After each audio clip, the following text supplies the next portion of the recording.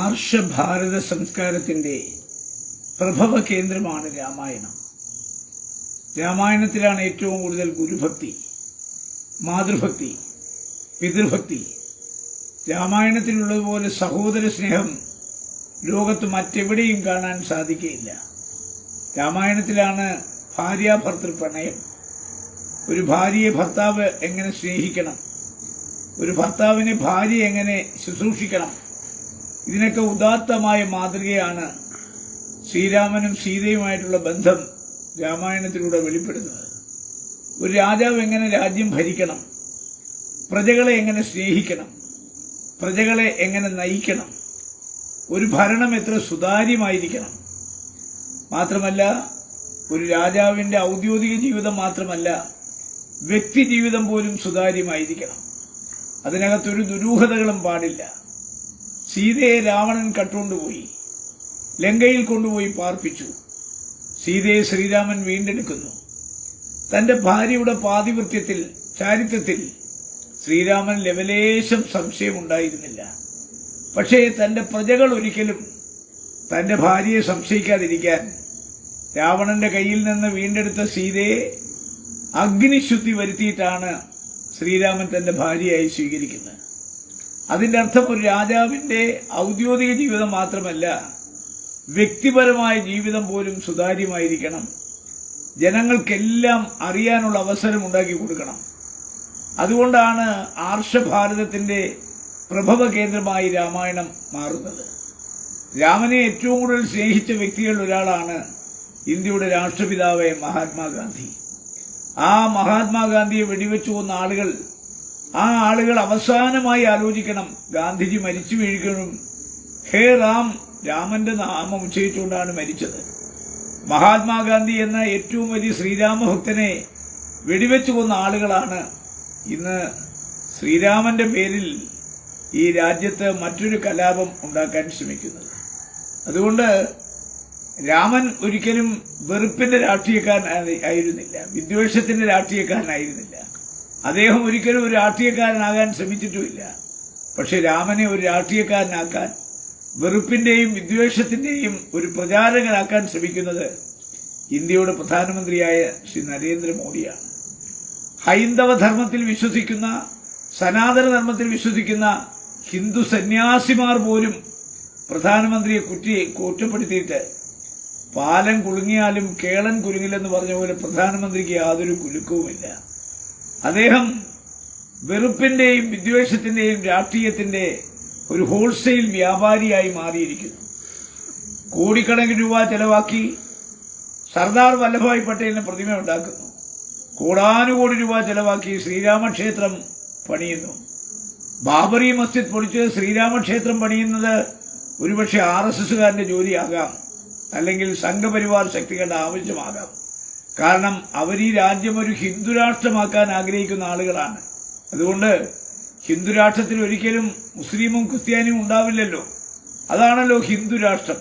അപ്പൊ സ്വാഭാവികമായി ഒരു മതേതര രാജ്യത്തിന്റെ പ്രധാനമന്ത്രിയായ ശ്രീ നരേന്ദ്രമോദി, അദ്ദേഹം ഒരിക്കലും അധികാരത്തിൽ ഇരിക്കുന്നിടത്തോളം കാലം ഒരു RSSകാരനാകാൻ പാടില്ല, ഒരു സംഘപരിവാറുകാരനാകാൻ പാടില്ല. അദ്ദേഹം ഇന്ത്യയിലെ ഹിന്ദുവിനെ പോലെ മുസൽമാനെയും ക്രിസ്ത്യാനിയെയും പാർസിയെയും ബൌദ്ധനെയും ജൈനനെയും സിഖുകാരനെയും സ്നേഹിക്കുവാനും ഭരണഘടന വിഭാവന ചെയ്യുന്ന പോലെ ഇന്ത്യയുടെ മണ്ണിൽ പിറന്നു വീണ എല്ലാ മനുഷ്യരെയും ഒന്നായി കാണുവാനും ഒന്നായി നയിക്കുവാനും തയ്യാറാകേണ്ട ഒരു പ്രധാനമന്ത്രിയാണ് ഒരു മതേതര രാഷ്ട്രമായി ഇന്ത്യയിൽ പള്ളി പൊളിച്ച സ്ഥലത്ത് അമ്പലം കെട്ടാൻ മുൻകൈയെടുത്ത് ഇറങ്ങി തിരിച്ചിരിക്കുന്നത്. കോടാനുകോടി ജനങ്ങളുള്ള ഇന്ത്യയിലെ ജനങ്ങളുടെ നീറുന്ന പ്രശ്നങ്ങൾക്ക് ഒരു പരിഹാരവുമില്ല. രൂക്ഷമായ വിലക്കയറ്റമാണ് ഈ നാട്ടിൽ. പെട്രോളിനും ഡീസലിനും തീപിടിച്ച വില. കർഷകരാണെങ്കിൽ 1.25 വർഷം സമരം ചെയ്തിട്ട് ആ സമരത്തിന്റെ അനന്തരഫലമായി ഉണ്ടാക്കിയ ഒത്തുതീർപ്പിൽ ഒന്നുപോലും പാലിക്കാതെ കർഷകരെ വഞ്ചിച്ചിരിക്കുന്ന ഒരു ഗവൺമെന്റ്. 2 കോടി തൊഴിലുകൾ ഒരു വർഷം ചെറുപ്പക്കാർക്ക് വാഗ്ദാനം ചെയ്തു.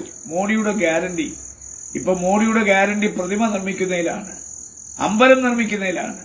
ഈ രാജ്യത്തെ ജനങ്ങളുടെ നീറുന്ന പ്രശ്നങ്ങൾക്ക് പരിഹാരം കാണാൻ ഒരു നിമിഷം പോലും അദ്ദേഹം ചെലവാക്കുന്നില്ല.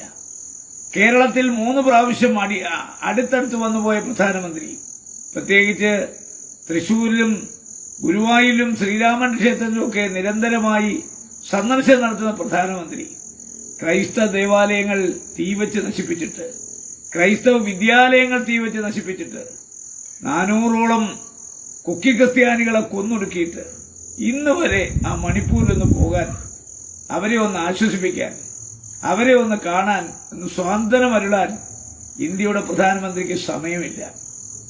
ഇങ്ങനെ ഒരു പ്രധാനമന്ത്രി സ്വതന്ത്ര ഭാരതത്തിൽ ഇന്നുവരെ ഇന്ത്യ ഭരിച്ചിട്ടില്ല. അദ്ദേഹത്തിന് പ്രതിമ നിർമ്മാണമാണ് പ്രധാനപ്പെട്ട ജോലി, അമ്പലം നിർമ്മാണമാണ്. എന്തേ എന്നാ പിന്നെ മതേതരാഷ്ട്രമായ ഇന്ത്യയിൽ ബാബറി മസ്ജിദ് കൂടെ അദ്ദേഹം നിർമ്മിച്ചു കൊടുക്കുന്നില്ല? എല്ലാ പൗരന്മാർക്കും ഇഷ്ടമുള്ള ജാതിയിലും മതത്തിലും വിശ്വസിക്കാനും ഇഷ്ടമുള്ള മതം പ്രചരിപ്പിക്കാനും ഇന്ത്യയുടെ ഭരണഘടന അവകാശം കൊടുത്തിട്ടുണ്ട്. ആ അവകാശത്തെ ആർക്കും ചോദ്യം ചെയ്യാനാകില്ല. വാൽമീകിയുടെ ശ്രീരാമൻ മാത്രമല്ല, ലക്ഷ്മണനും സീതയും അതുപോലെ തന്നെ ഹനുമാനും എല്ലാം ഇന്ന് ദൈവതുല്യമായ കഥാപാത്രങ്ങളാണ്. ഇഷ്ടമുള്ള ആളുകൾക്ക് ഇഷ്ടമുള്ള ദൈവത്തിൽ വിശ്വസിക്കാം. നരേന്ദ്രമോദിക്കും അതാകാം. പക്ഷേ പ്രധാനമന്ത്രി കസേരയിരിക്കുന്ന ശ്രീ നരേന്ദ്രമോദി ഒരിക്കലും അങ്ങനെ ചെയ്യാൻ പാടില്ല. അദ്ദേഹം ഇന്ന് ചെയ്യുന്നത് എന്താണെന്ന് അദ്ദേഹത്തിന് പോലും അറിയില്ല. അദ്ദേഹത്തോട് പൊറുക്കണമേ എന്നാണ് നമുക്ക് പറയാനുള്ളത്. കാരണം പ്രധാനമന്ത്രി കസേരയിൽ ഇരിക്കുന്നിടത്തോളം കാലം ഈ രാജ്യത്തെ മുഴുവൻ ജനങ്ങളെയും ഒന്നുപോലെ കാണാനും സ്നേഹിക്കുവാനും ഉത്തരവാദിത്വമുള്ള ബാധ്യതയുള്ള കടമയും കർത്തവ്യമുള്ള ഒരു പ്രധാനമന്ത്രിയിൽ നിന്നാണ് നമ്മുടെ രാജ്യത്തെ ന്യൂനപക്ഷങ്ങളെ വേദനിപ്പിക്കുന്ന സംഭവ വികാസങ്ങൾ ഓരോ ദിവസവും ഉണ്ടായിക്കൊണ്ടിരിക്കുന്നത്. അതിൽ അദ്ദേഹത്തിന് പശ്ചാത്താപമില്ല, അദ്ദേഹത്തിന് പ്രായശ്ചിത്തമില്ല. അദ്ദേഹം പ്രധാനമന്ത്രിയുടെ കസേരയിൽ ഒരു കർസേവകനെ പോലെയാണ് ഇരിക്കുന്നത്, ഒരു RSSകാരനെ പോലെയാണ് ഇരിക്കുന്നത്. ഇന്ത്യയിലെ 140 കോടി ജനങ്ങളുടെ പ്രധാനമന്ത്രിയാണ് അദ്ദേഹം. പക്ഷേ ഇതുവരെ 140 കോടി ജനങ്ങളുടെയും പ്രധാനമന്ത്രിയാകാൻ അദ്ദേഹം ശ്രമിച്ചിട്ടില്ല. അതുകൊണ്ട് ശ്രീരാമനെ അദ്ദേഹത്തിന്റെ വഴിക്ക് വിട്ടേക്കുക. ശ്രീരാമനെ എല്ലാ ഹിന്ദുക്കളും സ്നേഹിക്കുന്നുണ്ട്, ബഹുമാനിക്കുന്നുണ്ട്. ഈശ്വരനായി കാണുന്നവർക്ക് ഈശ്വരനായി കാണാനുള്ള അവകാശമുണ്ട്. പക്ഷേ അത് സർക്കാരിന്റെ ചെലവിൽ വേണ്ട. ഇന്ത്യയിലെ 140 കോടി ജനങ്ങൾ നൽകുന്ന നികുതി പണം കൊണ്ട് അല്ല അത് ചെയ്യേണ്ടത്. അത് ചെയ്യേണ്ടത് RSSകാരാണ്, സംഘപരിവാറാണ്, BJP ആണ്. അവർക്കതിന് കോടാനുകോടി രൂപയുണ്ട്. സർക്കാരിന്റെ നികുതി പണം എടുത്തൊരിക്കലും ഇത്തരം അമ്പലങ്ങൾ കെട്ടാനും പ്രതിമകൾ കെട്ടാനും ഒക്കെ തയ്യാറാകുന്നത് അത് ഒരിക്കലും നമുക്ക് അംഗീകരിക്കാൻ ആവില്ല.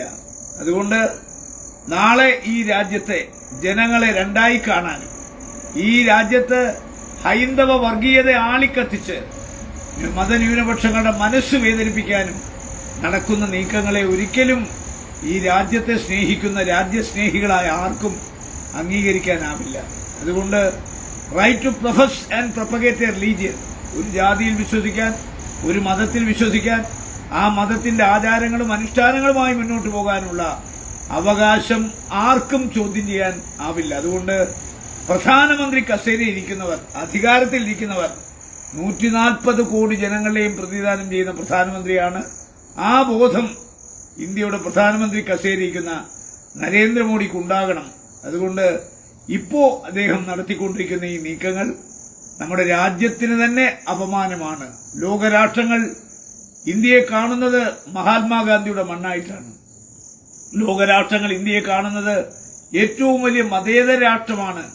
ആ മതേതര രാഷ്ട്രത്തിന്റെ പ്രധാനമന്ത്രിയിൽ നിന്ന് മതരാഷ്ട്രമുണ്ടാക്കാൻ ശ്രമിക്കുന്ന നീക്കങ്ങൾ ഒരിക്കലും അംഗീകരിക്കാനാവില്ല, ഒരിക്കലും ന്യായീകരിക്കാനാവില്ല.